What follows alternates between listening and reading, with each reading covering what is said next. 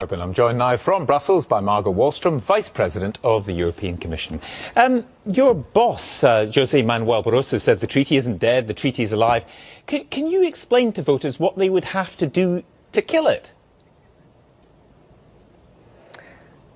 I think, first of all, if we are serious about democracy, I think we have to understand why the Irish people voted no. That must be sort of the first stage, and this is what the Irish and what we will contribute to do until the heads of state and governments meet. Presumably they voted no because they don't like the treaty, but your boss is saying it will go on. I'm just asking you, what would they have to do not to have it? I think you just have to find out, and I think the Irish government will make the analysis, and we will also, through the Eurobarometer, try to find out more. Exactly as we did after the French and the Dutch votes as well, and the answers were very different actually if you compare what the voters in France and in the Netherlands said. So that's the first stage, no. And then they will have to discuss. But is there anything and then they have voters to discuss could do? What to do. Is there anything voters could do to get rid of this treaty? In a democracy. In a democracy, then you listen to the concerns and you see, is there anything we can do to meet those concerns? What exactly was it that they were worried about and that made them say no? But you see that the political leaders have invested so much political capital and time and energy to try to get a new machinery, to get the EU to work better.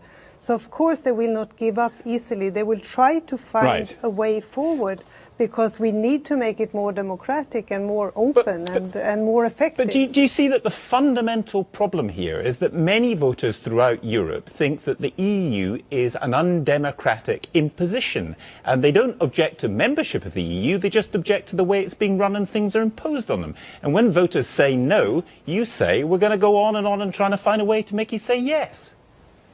No, I think that what we have done here is, of course, that member states decide themselves on how they want to ratify a new treaty. All the leaders have, of course, signed up to this particular treaty.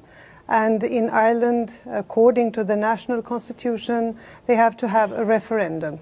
And if there is 18 member states having said yes, and one member state saying no, then I think all member states will want to have a say in all of this. And of course you have to analyze why there was a no. Is there anything we can remedy? Is there anything that can be corrected? And that analysis has to take place first of all.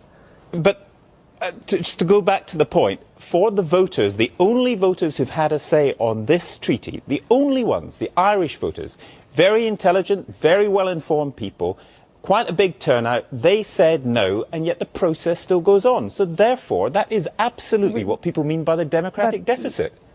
But let's leave it to the leaders to discuss what to do in a situation like this. And remember, the problems have not gone away because the Irish have said no. The problems of a European Union with a democratic deficit, with a number of new challenges, with 27 member states and not 12, and with the machinery that was designed for 12 and not 27, the problems have not gone away. And this is still what we expect our political leaders to tackle. If we want to be effective fighting climate change or dealing with high oil prices, then we'd better equip the European Union to do that effectively and more democratically. Okay. And that was the starting point of this whole discussion. And I think that's where we have to focus our efforts right now. Margot Wallström, thank you very much for joining us from Brussels.